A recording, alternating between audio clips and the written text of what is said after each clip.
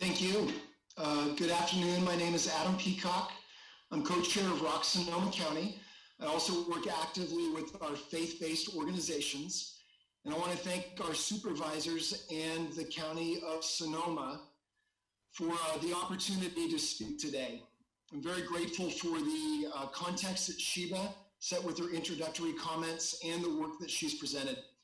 From the early days of sheltering in place, leaders from over 60 faith-based organizations have been involved in ongoing communication and weekly Zoom meetings with Supervisor Gore, and we've had input from Supervisor Zane as well.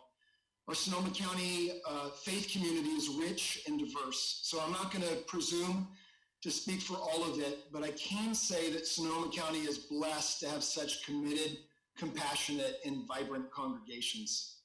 It's my understanding that today you've been given a document that represents the great work that's been done by this collaborative effort of Sonoma County's faith community leaders. Our congregations are committed to the health and well-being of this community.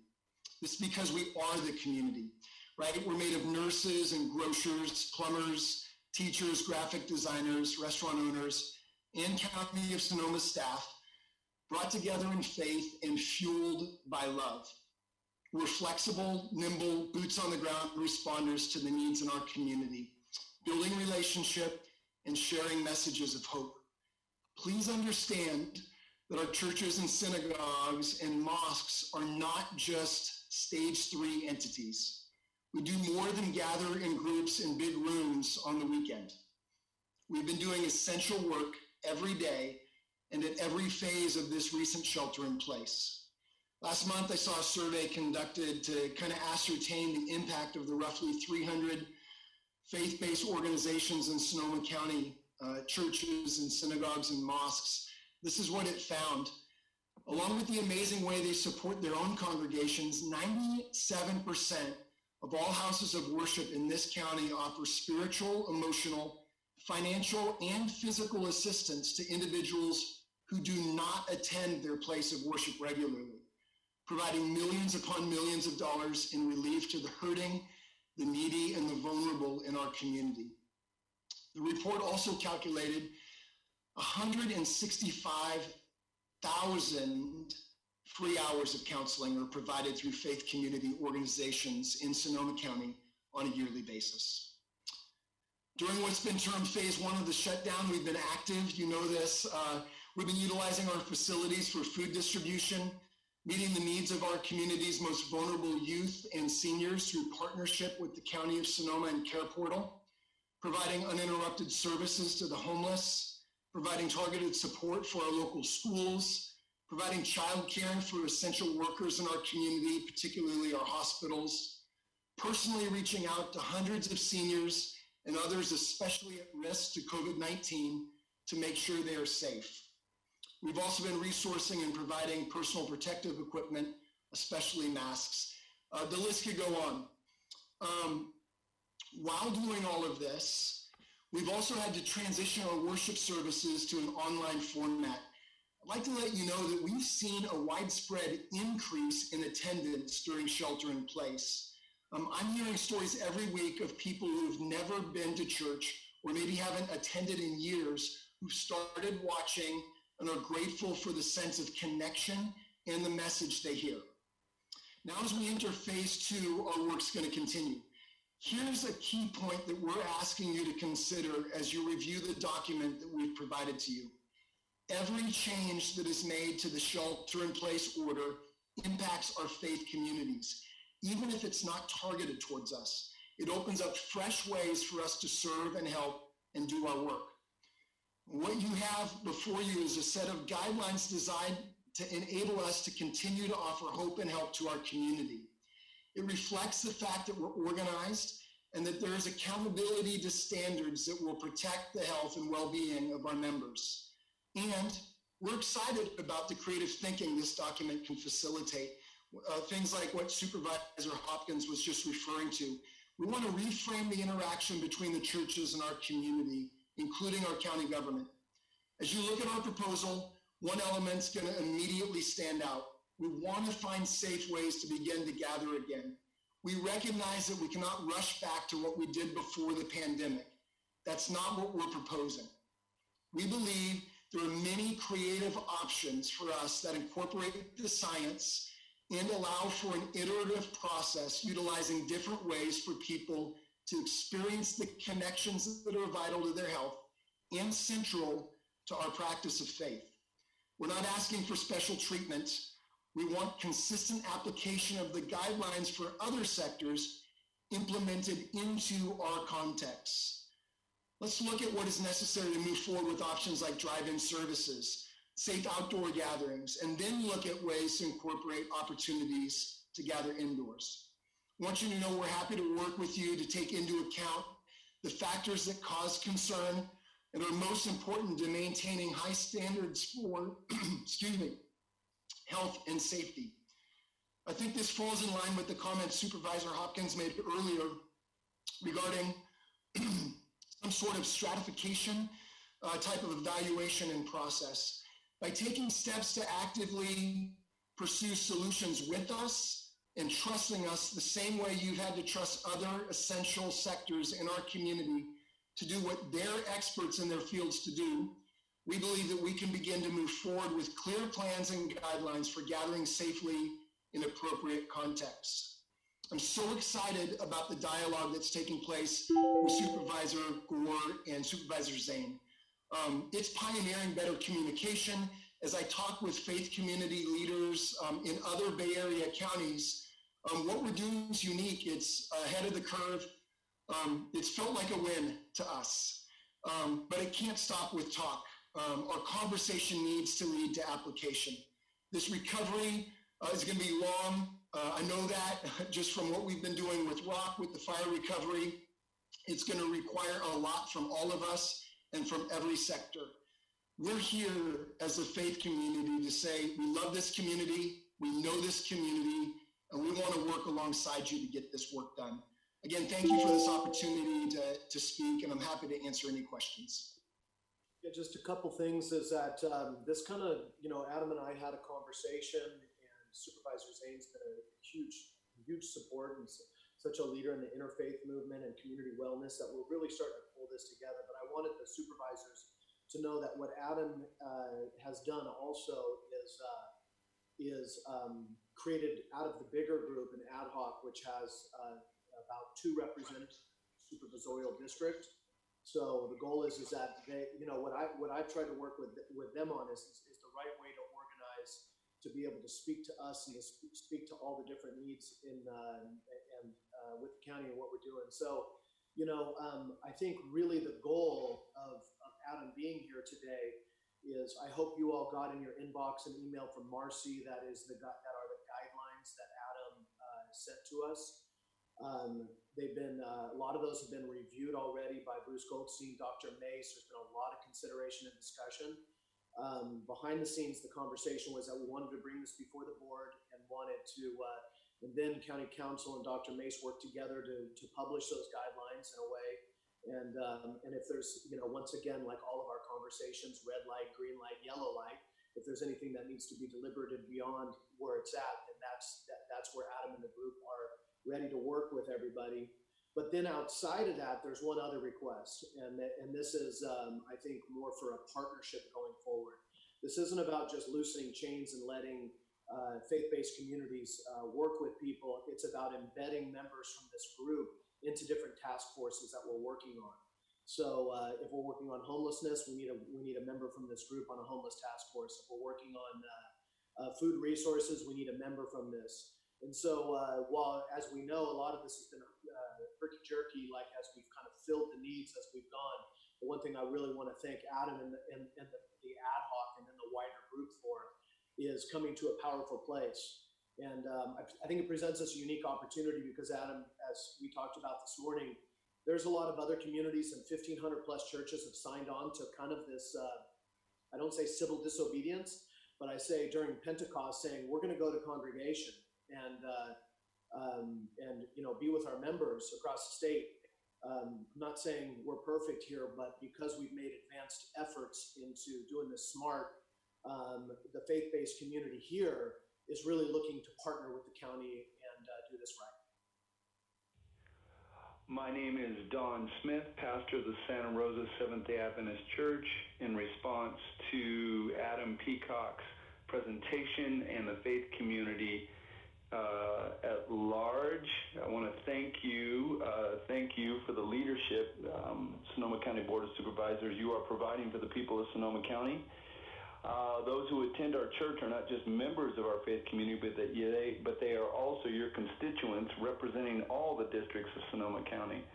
Our facilities are located in the downtown Santa Rosa at 840 Sonoma Ave, and we see our location in the center of our city as an obligation to serve and strive to meet the needs of the brothers and sisters of this beautiful county. Our passion has been to join others like yourselves who have a heart for the well-being of our greater community, and where needed, we want to lead in the care of the health of our city as well. We have transitioned over the last year from a church building where its members meet to being the actual Vine Community Center for Health and Wholeness where a church meets. We have been living out those aspects of health and wholeness by providing free medical, dental, optometry clinics.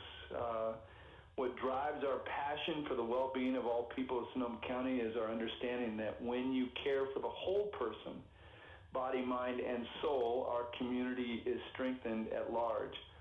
This has led us to partner with Redwood Gospel Mission and the Promise Center to provide additional monthly dinner and housing for the homeless. We provide financial classes to help people move from indebtedness to financial stability, healthy money management. Through our Good Samaritan program, we provide a stopgap for those who are on the brink of homelessness. We host an addiction recovery program support group in our facilities, as well as forums with city leaders and community activists for roundtable discussions with the goal of finding solutions to the variety of challenges our city faces. As a community of faith, we have adopted the administration. Dan Houck of Bayside Church in Santa Rosa, and I just wanted to comment on item 13. I just wanted to say that, first of all, I'm very supportive and encouraged by all the things that our county supervisor and offices are doing to keep the community safe. But I also wanted to advocate for an opportunity to be a part of the ongoing conversation about how openings are handled as we come out of the COVID-19 era, the phased openings, and the opportunities that churches provide as an essential service to take care of the community. And one of the things that we do that help us enable us to do that is meeting together. So we are adjusting right now, but we're looking forward to the opportunity to safely and correctly move back together when it matters. And so we're involved in many community outreach activities, taking care of the homeless, the hungry, and we do all kinds of counseling in different areas. And so we just are, want to be a part of that conversation. So appreciate being heard, and hope everything goes well in the meeting.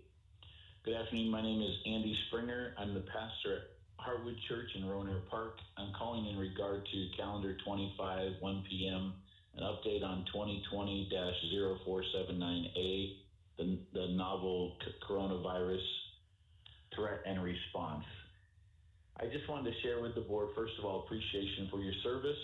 And then I also want to remind you that in our churches is our community and your constituents. I pastor a church that's revitalized in the last couple of years. And in our congregation are camp directors, nursery workers, dentists, teachers, city employees, cooks,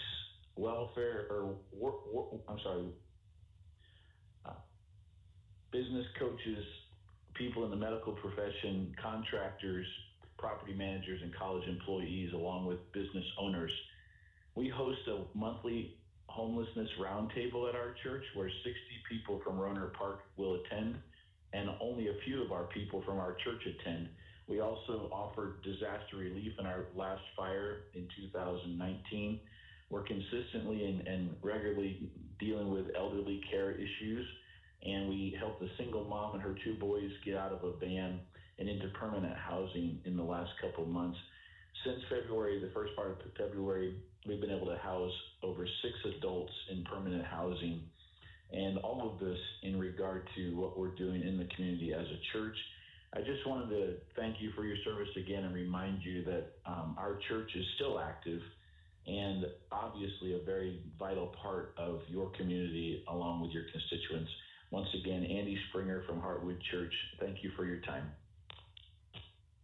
Hi, my name is Alan Cross. I'm pastor of Petaluma Valley Baptist Church in Petaluma here in Sonoma County. And I just want to speak to agenda item number 13 at the end of your agenda regarding COVID-19 and the state of the county and as things are beginning to be assessed and opening up. And just want to speak a word on behalf of churches and the vital ministry that churches carry out in the community as they support people throughout the community who are both members of their churches as well as people who don't even come to church through all types of different services with mental health and emotional health, with feeding, homeless ministry, work with teens and with senior adults, people who don't get out at all, child care, support for families, all types of things, substance abuse and addiction issues and things like that. So I just wanted to kind of make a point that church is a whole lot more than what happens just on a Sunday morning with a large crowd. It's not like a concert where people come that we don't know where they're coming from. We don't know who they are. We know who comes, and people are very much willing and ready to cooperate and work together. But to see the function of churches beyond just what happens in a large group gathering, and to recognize that churches function all week long, and that they're communities of people who come together for certain tasks and activities, and to be aware as you're making decisions about opening up and how things go, to keep churches as a significant point in your mind as you're making these decisions, that we're active and we're present throughout the county in a variety of ways. Thank you very much for your time and for all the work that you're doing. Hello, my name is Pastor Rich Kundal. I pastor out in Sebastopol, California. The main name of the church is Hessel Church, and this is for the action steps for talking about how the churches have been involved in our just the community and the restrictions and whatnot like that. I just want to say I have found it really, really helpful over my 34 years of being here to have a really great relationship with our township of Sebastopol. And I am just really hoping that we can come up with a solution for getting churches back open again, giving churches some direction, and then allowing the churches the responsibility to see to it that they are providing a very safe community environment for worshipers to come back. We're finding a great number. First off, our church has not been closed since we've been sheltering in place, in the sense that we're meeting online. We've been doing ministry. We have not met on our campus. We've not met in groups, but we are continuing to meet scores of needs every day, and we want to continue doing that. And but I think it's important for us to have a seat at the table and to be able to see what we can come up with to get our worshipers back worshiping. The mental health challenges that our community is facing are high, and I think there needs to be a pressure relief to have some face-to-face time, whether smaller groups or whatever it looks like, to get people.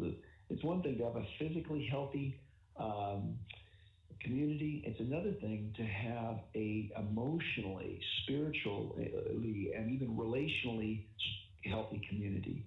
And I think we're forfeiting those three in order that we might have a physically healthy thing. So anyway, I just again, I'm in David Rabbit's district as a church. We appreciate David, all the stuff that he has done for us. And I hope that we can just continue to work with it in a very healthy way. See the My name is Sally Haynes-Hubble, and I'm the rector of St. Paul's Episcopal Church in Phillipsburg, and I wish to speak to item number 13, novel coronavirus threat response, reopening, and recovery. I want to talk about how churches play such an important role in this and in many other communities. We have not been gathering in person as a worshiping community during this time of coronavirus, but we have managed to stay in ministry, both within our congregation, keeping people connected with one another, and also the life-giving ministries that we conduct with homeless people on a regular basis.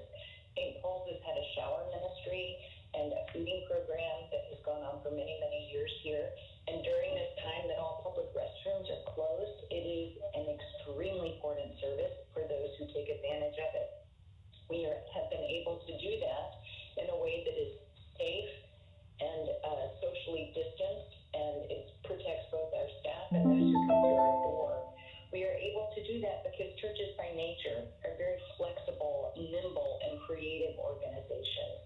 And I would like to put forward that churches are a strength for every community, and that we have an advantage in how we're organized and how we're organized internally and how we reach out into the community. And that we feel that we could be used in very positive ways as our county opens up over the upcoming weeks and months. We would like to partner with the county in offering services that no doubt will be very much in need at this time, financial, mental health counseling, and so forth, while continuing with our ministries in ways that are safe and smart. Churches are part of the solution moving forward to building a strong and healthy future for Sonoma County. Thank you. Hi, this is Dean Clatter, co-pastor of Healdsburg Community Church, speaking to agenda item 13. One of the 3 COVID deaths in our county was a member of my congregation, and the graveside was me on Zoom next to the casket, alone, broadcasting the service to people's cars with the windows up. It was devastating, and we had a very close call related to this fatality that could have seen many, many more infections in our community. In light of my experience, I want to say thank you to our health officials and the Board of Supervisors for trying to make prudent and wise decisions going forward that make the safety of our residents first priority. And I'll say a silver lining to all this is that many of us pastors and faith leaders have organized in this time, representing thousands of Sonoma County residents.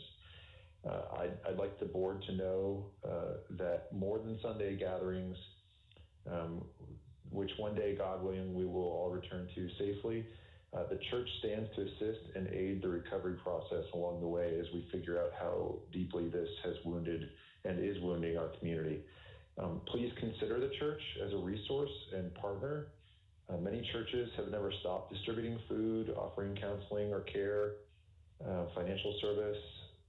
When this first started, we, as our church in Healdsburg, opened up our church for daycare for the children of Healdsburg hospital staff. So there's a lot of different ways to serve. So please consider the faith community in recovery decisions that the board may be deciding. We would love to partner with the county. Thank you very much, and God bless you. Bye-bye.